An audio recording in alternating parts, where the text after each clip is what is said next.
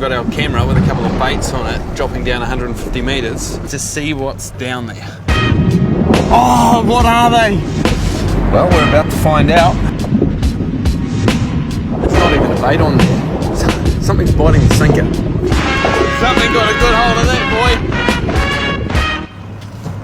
boy. Now, this contraption here, one of my favourite devices that I devised a little while ago, is to see what's down there. And at the moment we're sitting in 109 metres of water, and well, there could be all sorts down there. So we're going to send the camera down with a couple of bits of squid on it, and I think the guys might be dropping a jig at the same time. Tell us what's down there, little camera.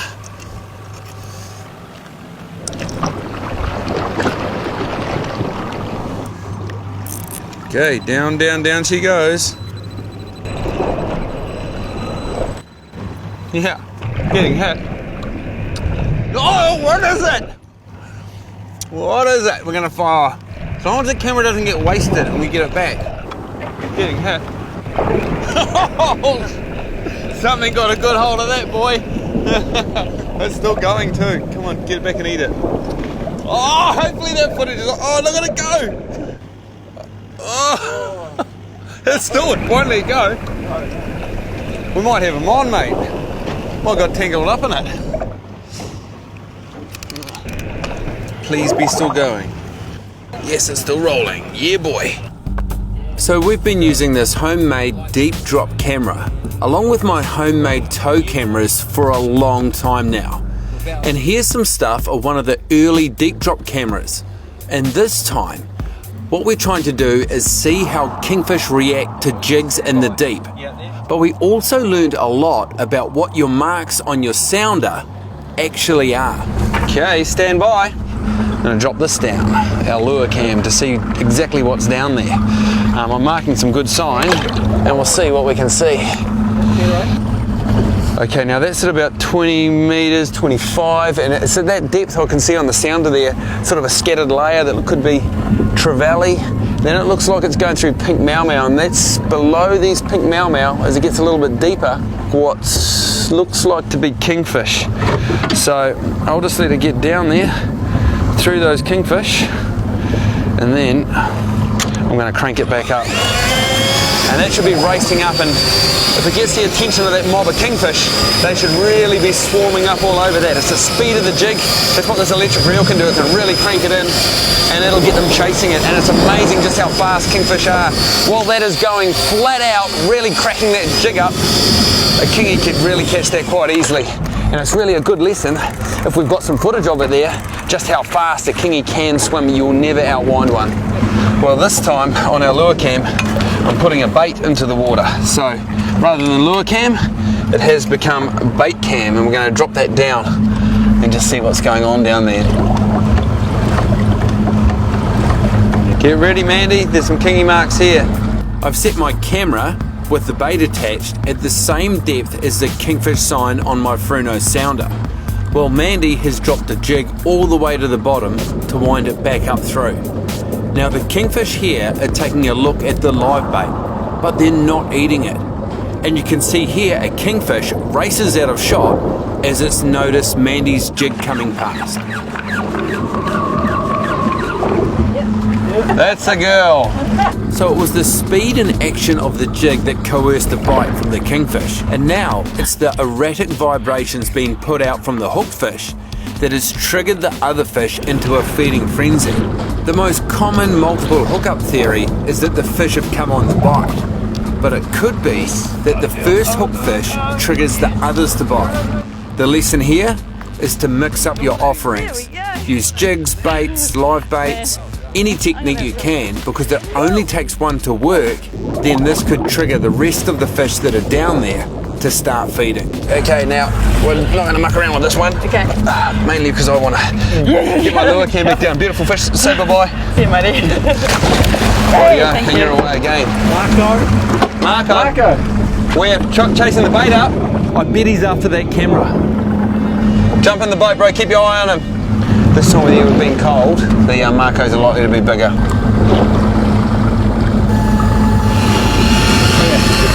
You can see it? Yeah. Clear. It's clear now, is it? Sweet. Woohoo! And that's been smoked off. Yeah.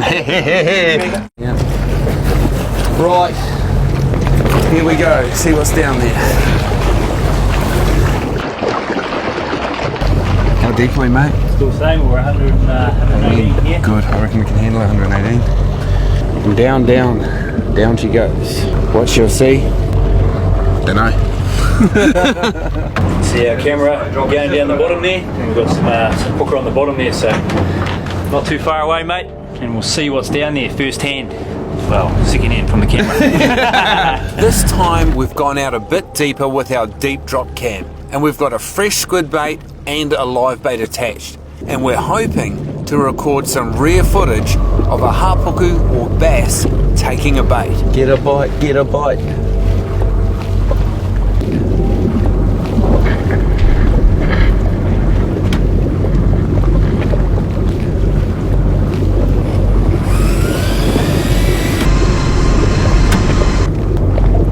Oh, the suspense is killing me.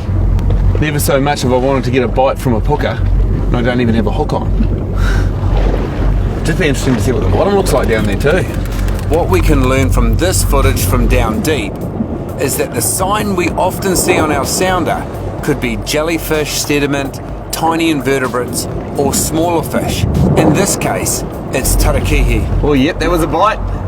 These smaller fish feeding will often attract the attention of larger fish, like this nice trumpeter. Uh-oh. That was a bite. That was straight in the hook out, that one. Yeah. Oh boys, getting bites on it. Hopefully both those baits got smoked off. Oh yeah. Oh, oh, oh, oh! Yep, there goes the other bait. Oh, what are they? Well, we're about to find out. Both baits gone. Yep. Torch is still going. Camera's still rolling. Woo-hoo-hoo-hoo! Oh, this is more exciting than actually catching one, isn't it? Once the camera gets beyond 90 metres deep, it gets quite dark, and there's a layer of sediment that sits about 15 metres up off the bottom. This is perhaps what is often visible on your depth sounder. And amongst this sediment is taraki, lots of them. But our big baits are far too big for their small, delicate mouths. But their tasty cousin, the much larger trumpeter, has no trouble eating the bait. As with the hapuku that showed us that it's no slouch, coming in fast from below and inhaling the bait, and giving us a rare insight into how they feed in the deep, dark waters. Okay, let's go again, hey guys. Uh-oh, it's being hit. It's been hit on the way down. Probably a shark. Uh-oh, we're gonna get it in. The camera's getting hit at 40 metres. Something's hitting it. Oh, hitting it again. Uh-oh. Uh-oh, something might be tangled up in it. Oh no, we don't want to lose our camera. 40 metres down. Something's on there, I think. Someone's hammering it. Only 40 metres below the surface, and it stopped. The camera stopped and started getting smashed. Yep, something smashed the rig off. Woo-hoo! All will be revealed. Well, not surprisingly, it was a Mako shark. And one thing I've learned from spending time in the water with Mako is they absolutely love the camera. Not in the sense they want to be on TV, but they're attracted to the electrical current coming from the camera, which most likely mimics the subtle electrical impulses coming from a fish or a wounded fish. And it's not just sharks. All sorts of fish will bite a camera, even when there's a fresh bait available right there to be eaten. So this tells us that the vibration or electrical current is more of a trigger than sight or taste. Now, just while we've got our camera with a couple of baits on it, dropping down 150 metres, so you got a bite on the... Oh, right. We're making some footage. Jeez, that's a decent bite.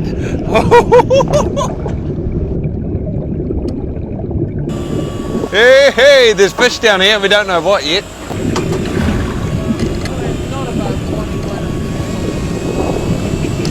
So, something's just gone NATO on it, and both baits are still there. And the hooker bomb's been attacked off. Loose. It's eaten the sinker.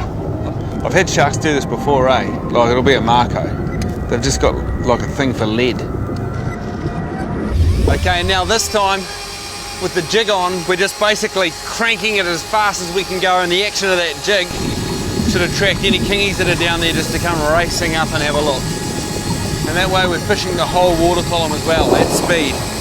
Oh, I think I got hit then. Oh, they're hitting it. I mean, fish don't always bite, so I guess having a camera, great way to explore an area. You don't have to wait here till bite time. You notice the moon's up in the sky, so not ideal for getting bites at the moment, but it's going to be interesting to see. Rightio, we'll unlock this guy, see what secrets it holds, and we'll chuck some lures out, eh, Bretto, and cover some more ground. As we continue on with our exploratory voyage, we take some time to analyse the footage brought back by our deep drop camera. And while our fishing only showed us there were kingfish, there was in fact much more than that. Some tarakihi and trumpeter came in for a look. There was pink maumau and golden snapper, and also trevally was another amongst a whole range of desirable table species we found. And with all of this life, it's no surprise that there was also sharks lurking down deep in the dark. So I hope you've been informed or maybe even inspired by our deep dive into underwater footage and fish behaviour. We have loads more instructional video, from basic tips and knots to full episodes and loads more fishing content, and it's all free. So please subscribe to our YouTube channel and follow on social. I'm Matt Watson, and all of my stuff is free at ultimatefishing.tv.